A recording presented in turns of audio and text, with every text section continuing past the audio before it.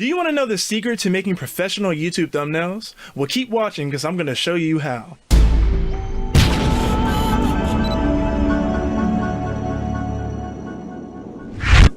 Hey, DJ from Tro Media here. So today I'm going to show you all how I make my custom thumbnails and then how you can also do the same within your own work.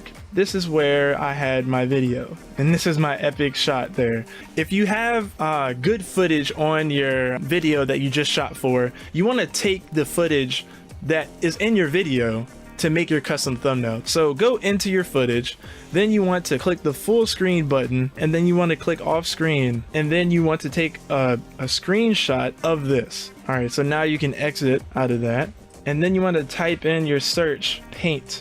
Or if you're on a Mac, you can just insert it to the equivalent on the Mac. And then when you're in Paint, you can just copy it right here, and then you want to save it. So I just save it to my folder. So I'm going to go here, and I'm going to save it here, and I'm going to call it Epic Pick. All right, so now I have it saved, and it's in my folder. What you want to do next is you want to get a subscribe button. So you're going to go to Google, and then you're just going to Google a subscribe button. And then you're going to save the first one here, open up your folder, and then you have a subscribe button here. You can get a thumbs up button if you want to. I use the button so that I can get people to think about liking my channel as well as subscribing to my channel. Now in Adobe Illustrator, you want to make sure that you save your thumbnail. So I'm going to name this thumbnail YT thumbnail. And you want to make sure that the width is 1920 and the height is 1080 because it's going to make it 1080p. A lot of people like to do 720, but I prefer to do 1080p because we're going to save it as a JPEG, and the JPEG file size is not going to be that big anyway. So I'd rather have it as a bigger resolution so that as time goes on and YouTube starts to use bigger thumbnails, my thumbnail will still be relevant. So now that I have that there, you just press create. Okay, now so what you want to do is you want to bring in our saved image. Just bring in the saved image. Illustrator likes to import things a little bit smaller sometimes. So what I'm going to do is I'm going to go over here to window, and then I'm going to go to align. Okay, so then you need to go to align to and then press align to artboard. So now that you're clicked on it, you can align it to the horizontal center and to the vertical center, and now it's perfectly in the middle. And then what you want to do is you want to stretch it up by pressing Shift Alt and drag it up until it's reaching the edges. Okay, now we have it there. And what I like to do is I like to lock this layer because this layer should be the background. So you're going to go to layers, and then you're going to lock that layer, and then you're going to press new layer here, and this is where you're going to now put your text. But first you want to import your subscribe button, and you can also bring in a like button if you just Google that and set the Google tools to transparent. So in Google you can just go to tools and then go to color transparent and look for a like button. All right, so now I have my elements in here, and I'm just going to make them to size. So I'm going to Shift Alt make the like button smaller, and then I'm going to Shift Alt make this subscribe button smaller. And then the way I like to do it, I like to sit them right on top of each other. And then the next thing I like to do is I take the like button and then I go to effects. And in effects, I go to stylize, and then I'll go to inner glow to make this normally black like button look a little bit better. Okay, now that we have our inner glow, what you want to do next is you want to make your blur around 55. And now we can see that we have our glow there. You want to make sure that you make it whatever color matches your channel's theme. So you can go into the color here, and then you can just slide it over. I'm going to make it green for this picture because it has a nice green background. I'm just going to make it a little bit lighter here, and then you can leave it like this, or you can turn the opacity up to around 95 if you want, and then it'll make it pop more. And then you can press OK, and now you have your like button and your subscribe button on there. Now what you need to do is add text.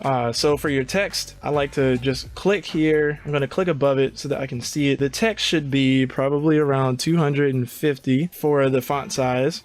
Okay, so now you want to choose a font, and when you choose a font, make sure you choose one that agrees with the way that your company is set up. For this project, I'm just going to use the font of Impact. You also want to make sure that your font is bold and stands out so that it doesn't just look basic. So I've called it 5 easy steps to better photography, but photography is a big word. So I'm going to actually downsize photography to be around 170. And then now I can move this over. And then what you want to do is you want to make your text color stand out on the image. So I'm going to make it white. And then what I'm going to do now is I'm going to change the size of it because it's actually a little bit too big. So I'm going to do Shift Alt, click and drag this. So our like and subscribe button are actually a little too big. So I'm going to make those a little smaller.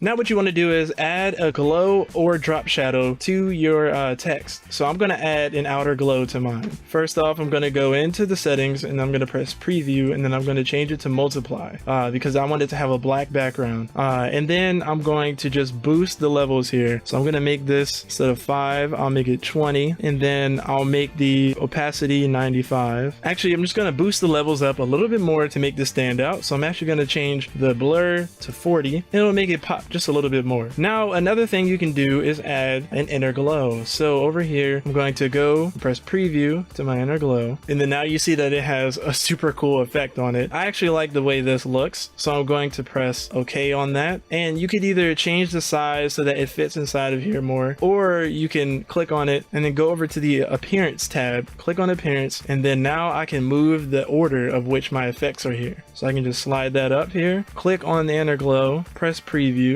and then I can change this to multiply. Now the blur is too high, so I can turn this down to 15, or actually let's go to 7. Now we have a pretty cool looking thumbnail already. The only thing is it's a little bit off in the spacing of the words. So the way to fix this for me, I just press Alt and drag it over, and I take away the extra words so that I can only have one line per text box. And then I'll do it one more time here, and then now I'll just edit the original box. Now you can freely move each text box and place them in better positions. So if I want, I could add photography over here in front of me, and then I could put better down lower, move 5 easy steps over so that I have more arm room here. And now you can even make 5 easy steps into 2 separate boxes. So I'm going to change those. Now I'm going to make it say easy steps, and then I'll make easy steps into 2 different levels. Then I'll change it to center aligned, and then I can come over here to the 5 easy steps, and I can back it over, and I can actually just pull this down by pressing shift, make 5 a lot bigger, and then I can bring easy steps right over here on top of these, and now I have a nice looking grid. Only thing is, you just make sure everything lines up right. So all I did was just adjust a couple of the settings there so that it can look more lined up.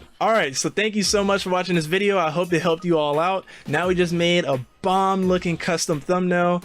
So I hope this video was useful to you all, and if you want to see more videos like this, as I always say, please comment, like, and hit that subscribe button. Go ahead and hit all those buttons for me if you'd want, and leave suggestions for me for future videos. I love doing these kinds of things. I do it for you all, for my YouTube subscribers. I do it for people who just watch my channel. I'm just trying to help people out with design work as well as multimedia and entertainment type work. So please keep watching my channel, and as always, thanks for watching. See you all next time.